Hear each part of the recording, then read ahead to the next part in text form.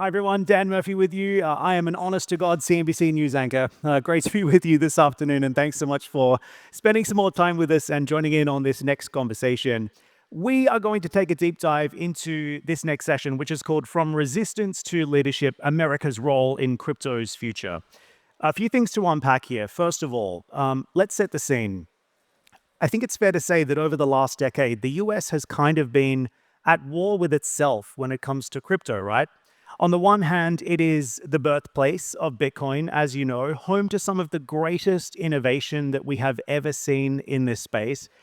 But at the same time, it's also been home to some of the harshest enforcement actions, lawsuits, and regulatory crackdowns that this sector has ever seen. I think our panel will be able to speak quite well to that issue. So, of course, we have a new administration stateside, a new mood in Washington, and our panel is going to try and answer the question, is America finally shifting from resistance to real leadership in crypto, or just swapping one form of dysfunction for another? So David Marcus is here. He is a payments pioneer trying to rebuild Bitcoin's utility layer with Lightspark. Zooko Wilcox is, of course, the founder of Zcash, which is making a big play in privacy. And Matthew Roszak is a crypto OG. He's one of the earliest institutional investors in this space. Looking forward to your insights as well, Matthew. So welcome again. My first question for our panel, in one sharp sentence, what is Washington's crypto strategy right now, if any? David, kick us off. Well, I love the title of this panel because, my claim to fame is actually that I probably had the highest profile crypto project shut down by the US government, only to be whiplashed into this new administration that is trying to make America lead the rewiring of our entire financial infrastructure on top of crypto rails. And so it's amazing to see an administration that is actually supporting the industry, trying to push regulation through, trying to lead through a very competitive landscape with many other nations that are trying to attract the best founders, the best companies, the best the technologists. And it's a very refreshing 180 change in America for that. Okay, amazing, refreshing. I'm picking up a theme. Zuko, what's your take on Washington's strategy right now? What I like about American government is that the government is more limited in what it can do. And so I'm not very enthusiastic about Trump or different senators or whoever supporting crypto or supporting Zcash, because that'll probably change in a few years. I can't really count on it, but I'm very enthusiastic about I can do things in America without asking permission and they can't stop me. And that's probably still going to be more or less true. They stopped him, but that was kind of a special case. It doesn't work every time, but in general, in America, you don't ask permission. Right, seek forgiveness instead. Matthew, what's your take? Well, if you just kind of take a snapshot of the picture in front of us and then kind of predict the movie ahead, just a table set here, what's looking over the shoulder of what's happened in this industry is probably one of the greatest assaults on an industry I've seen. And then you think of industrial organization like railroads or internet or any industry, it kind of goes through friction, whether it's regulatory, adoption, what have you. This was put through a crucible. So I also think that this industry is went through a Darwinian element that makes it stronger and more resilient. And it feels like a coiled spring now based on some of that artificial governmental invisible hand pushing on this space.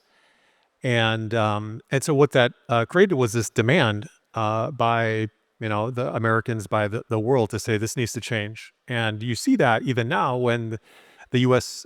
Says something, a lot of other countries adopt that. And so now we have the right people in the saddle. Trump is amazing about innovation, technology, and specifically crypto. And then you look at who's surrounding him and who he's brought on his team. And you have David Sachs, you have Bo Hines, you have Paul Atkins. So I spent the last 11 years as chairman of the Chamber of Digital Commerce, largest trade association. And so Paul has been on that board for 5 years. So we have a true blue crypto believer setting the tone and the stage. And so you asked a simple question, what's the one word? I don't know if it's one word, but it feels like let's go. That's the term. Let's go. Okay, so look, let's just dial the optimism back just a little bit. I think it's fair to say that markets do love Trump, right? But love isn't going to I mean, protect investors from fraud. You know, I think they that's the other did. issue here.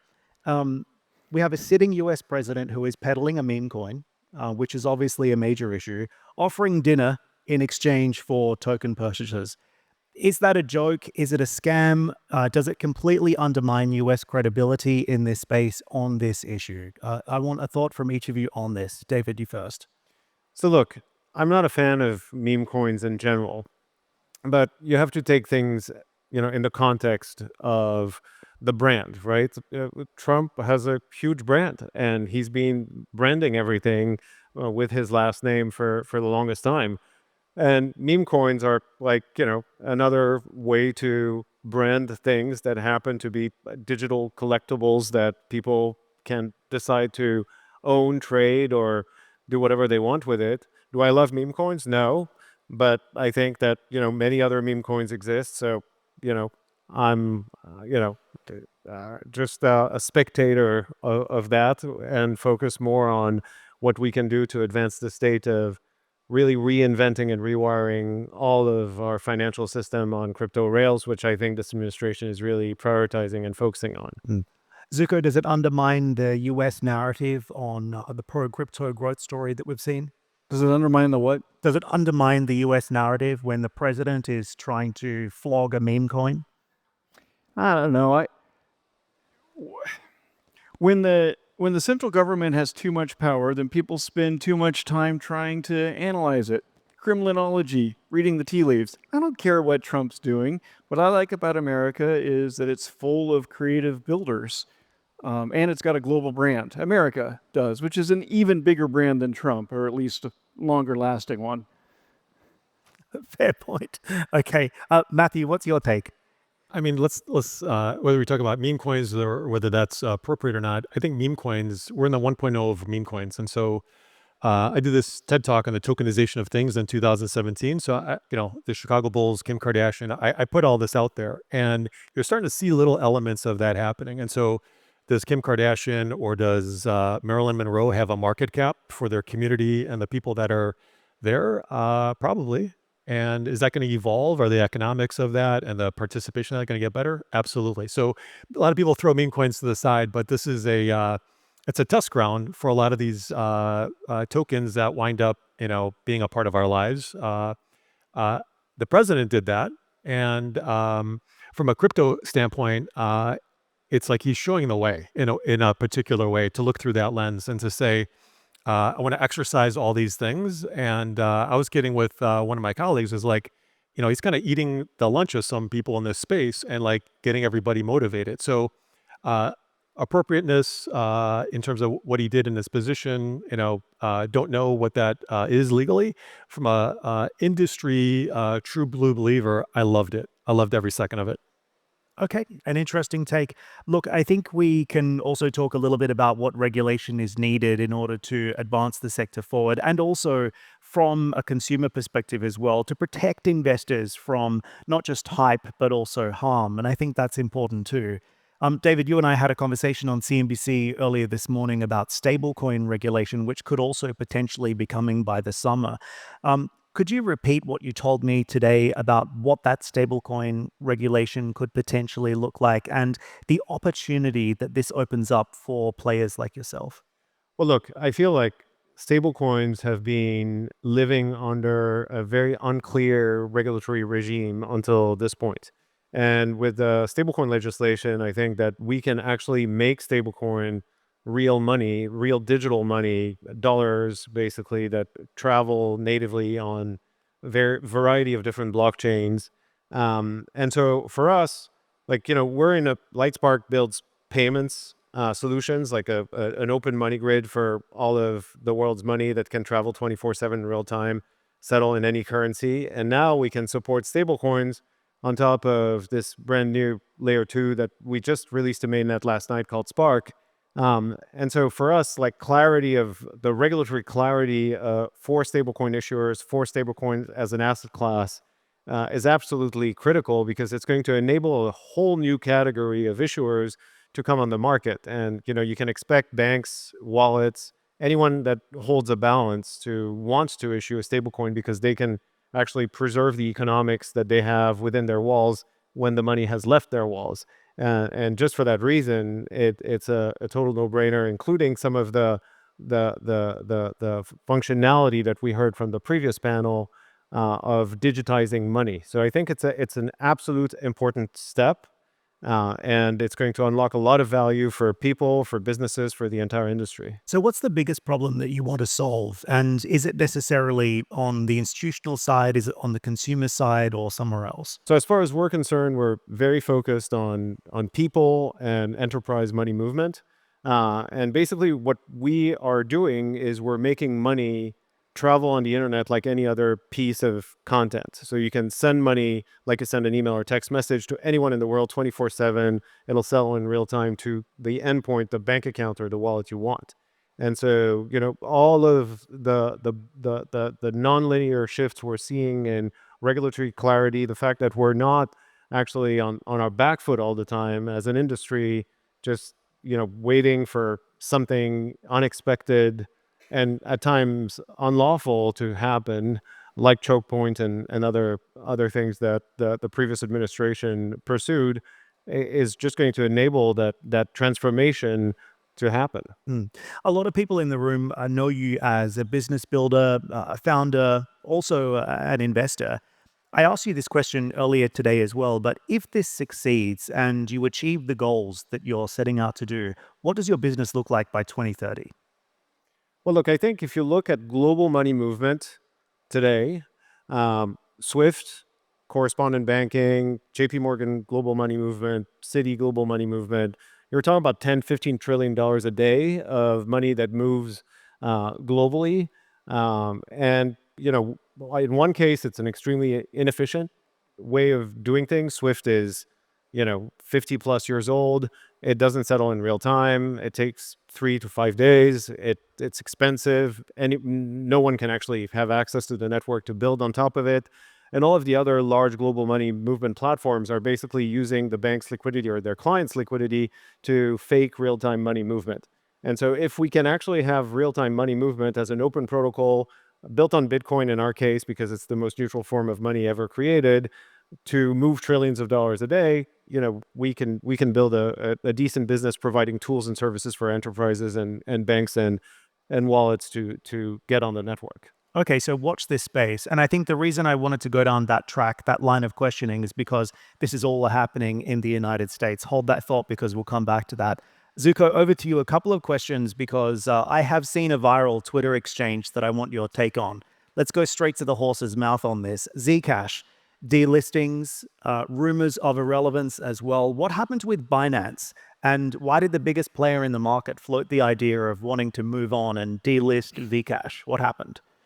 What happened was that there's some regulatory pressure, which I don't know from what government it is, but I don't think it's the U.S. government, which Binance mostly doesn't directly have to deal with. And so Binance put Zcash on a list called monitoring. This is the list of coins they want their users to know that those coins might suddenly get delisted or something. And this is a list of like 12 scams and Zcash. The other 12 are there because they're scams, like FTT, the token from FTX that CZ himself helped justly destroy. Anyway, and Zcash is there not because it's a scam or sketchy or unreliable in any way, but because some government out there insists that Binance treat it as monitoring. So I took them to task for that because it's just wrong. It offends me for Zcash to be associated on the same list as those scam coins. So when it comes to privacy coins, as you've called them, do you trust CZ and Binance to support the privacy coin ideology, or is this a war of thinking here? Are you taking a different track to how they're thinking? Do you have beef with CZ? I don't know. I haven't talked to CZ in years. I think of CZ himself and of Binance as like high integrity, values oriented people. Like they want to make a ton of money, but they want to do it the right way. That's how I've always seen Binance and CZ. And so I think they would support Zcash if they thought it through. I think, and I think they do think it through. I think they're just under pressure from some government or other, which is why we have that whole issue. On the question of privacy coins, though, can you offer privacy without actually becoming a tool for criminals and illicit use? Because I think this also comes back to ideology, right? On the one hand, you need this as a utility for privacy, but on the other hand, you need to avoid this being exploited by nefarious actors, right? Yeah, there's the immediate term, there's the current situation, then there's the theoretical future. In theory, can you offer privacy without becoming a tool for illicit actors? No. You also can't offer cars, knives. You can't offer anything that's of widespread use without becoming a tool for criminals. But in practice, the Zcash community has the rallying cry of privacy is normal. Privacy is just something you should expect. When you go to buy an ice cream, you should just assume that that's between you and the ice cream seller, nobody else's business. Expand on that. What's that? Expand on that. Well, what I was so getting at here's- is here's a Zcash better is way to currently ask the not used for illicit. Here's a better way to ask the question. If I'm the end user, how can you protect my privacy and my safety? Well, you install Zcash on your phone as soon as this panel's over.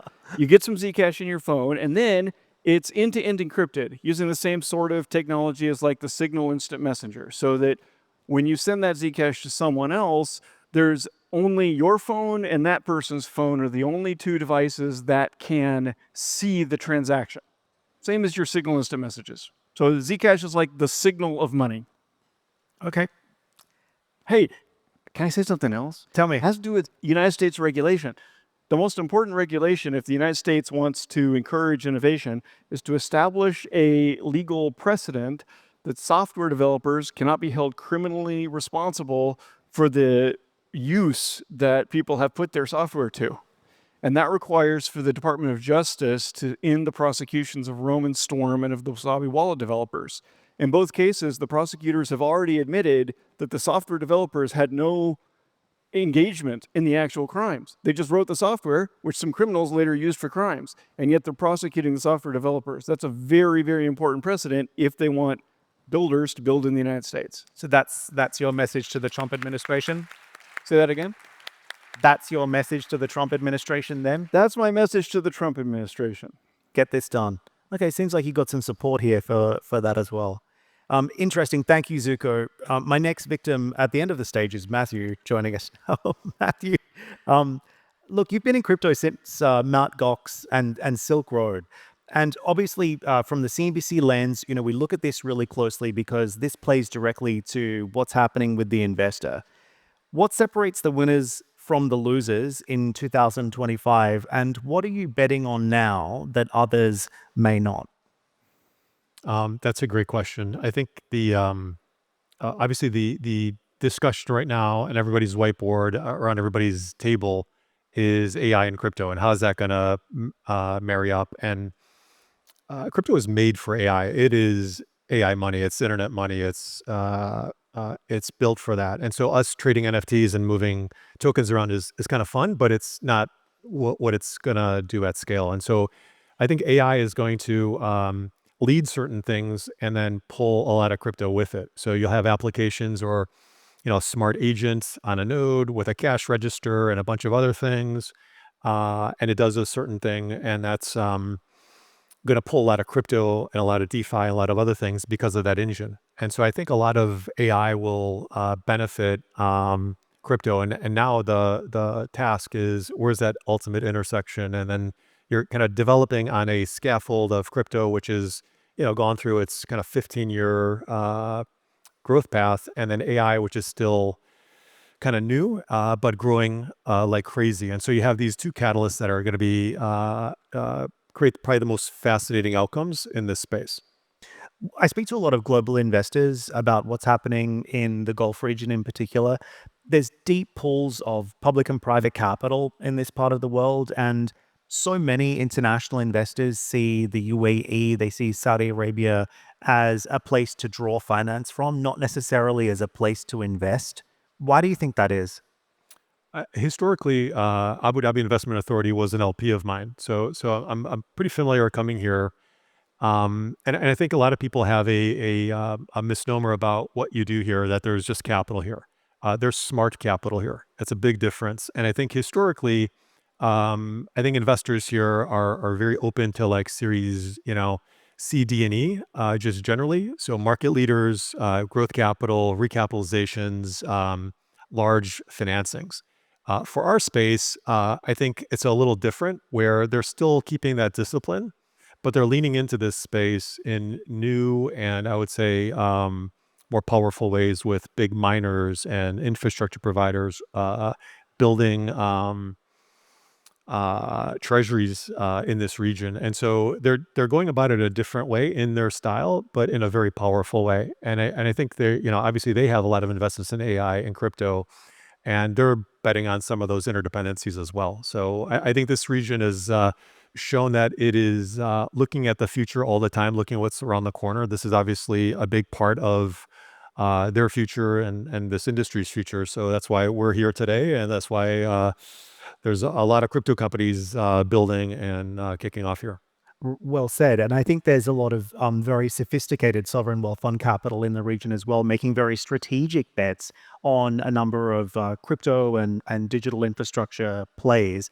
What would you say is the biggest barrier to the growth of this industry in this region? Because, of course, we're talking about this in the context of what's happening in the United States vis-a-vis the rest of the world. What is the pathway forward for the Gulf region? I think it's definitely accumulating more assets, and I think there's also, so that's the maybe the easy part or the more intuitive part. The harder part is how do you bet on certain horses, technologies, the pitch decks that come through their offices. That's a little bit more nuanced.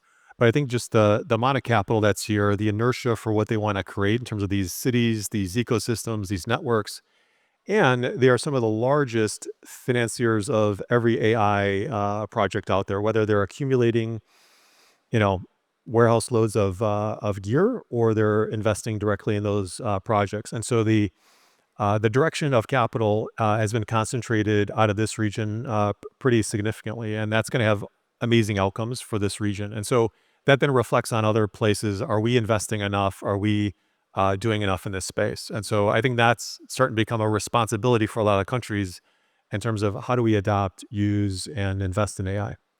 We've spoken quite a lot about this corridor between the US and the UAE, the US and the Gulf more broadly. Let's talk about what's happening outside of these two domains. And David, I want to go back over to you on this. If you were forced to bet your entire company on another jurisdiction outside of the United States, what would it be? None other.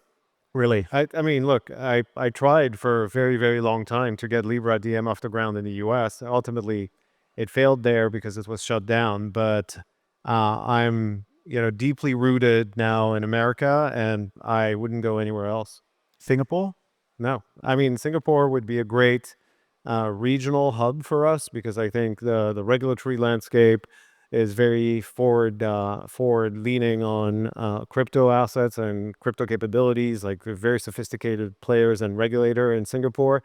But I'm a build in America or die kind of guy. UAE? Yeah, again, same answer. China? Definitely not. Why? Just because I don't share the values. What type of values? Freedom of speech, like, civil liberties, small things like that. Important things. Zooko, I'll put the same question to you.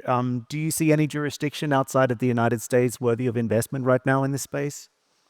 Well, I Business don't building? think so. Is that? Business building in this? Oh, I'm not much of a business builder. I'm the spokesperson for the Zcash underground global decentralized, rebel network. And I don't even know what country those guys live in. Does it matter? It does matter. Those things are important. Sometimes they tell me there's some in Russia.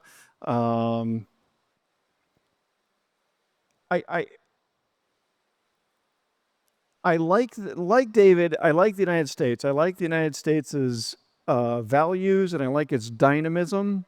If I just have to pick one, I want the most dynamic and diverse with competition, and all this focus on what's going on in Washington D.C. detracts from that. The more people are paying attention to Washington D.C., the less we can all create independently. But if I have to pick one, I still like the United States above all because of values and because of dynamism. Matthew, would you agree with that? Absolutely. It's one of one. It's the U.S. and that curtain has been ripped off, and so it's the singular place. Outside of that, over the last 5-7 years, tons of smart regulators around the world played the regulatory arbitrage game. So Singapore, Switzerland, and certainly the UAE. And I think the UAE is just given amount of capital and the inertia here of what they want to do. This would be the second place to do that, in my opinion.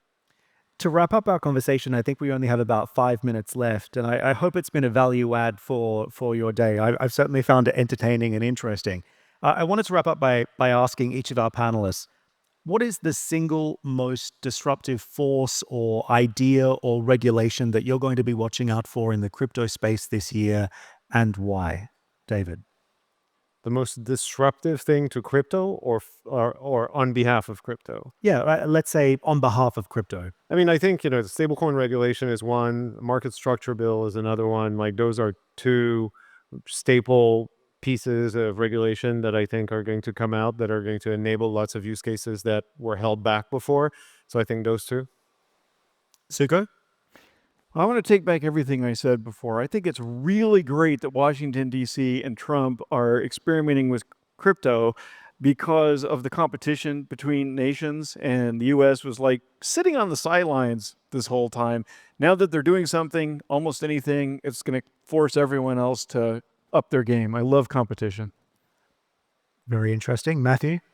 I think the big question, is it like happening or is it going to happen? It is happening 100%. And so, all the stuff that's in front of us, whether it's market structure, stablecoin, anything else, there's enough inertia and desire by Wall Street, Main Street, big tech, everybody involved wants this. And so I think the table is going to be set well. It won't be perfect and will evolve over time. But there's just the sheer inertia of demand of people wanting this asset class and wanting to build in this. Again, a lot of people were just, frozen over the last half decade. That's going to all open up. And it doesn't take a lot of complexity. I think the simplicity of like, this is happening and it's happening in the US.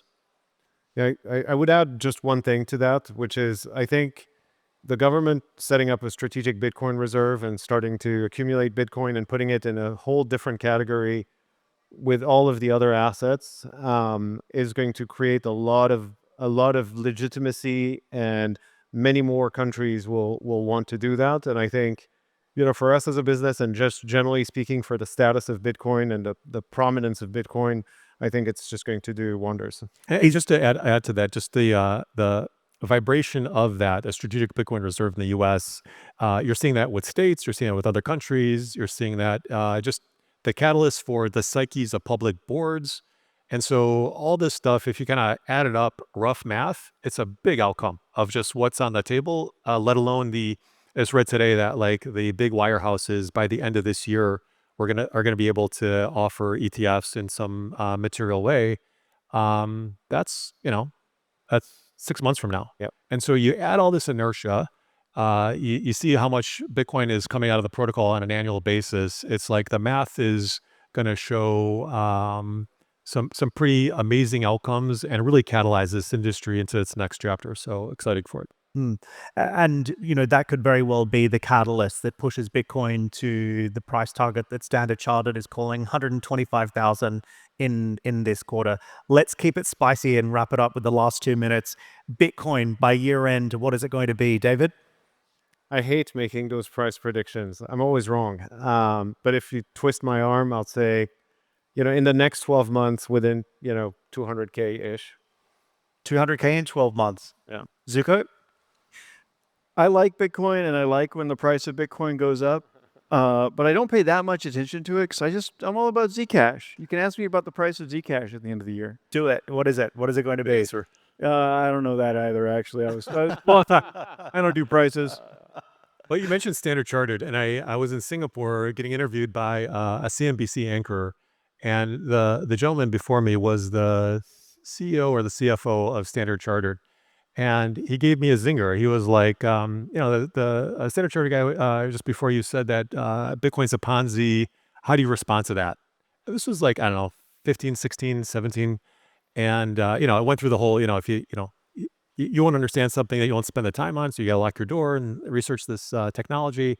But it's fascinating now. All I hear is Standard Chartered making price predictions on Bitcoin, which I love. My price prediction, again, all this inertia, all the things we know that's happening in Bitcoin, it's going to go up massively. And where does it settle? By the end of the year, definitely over 200 in my mind.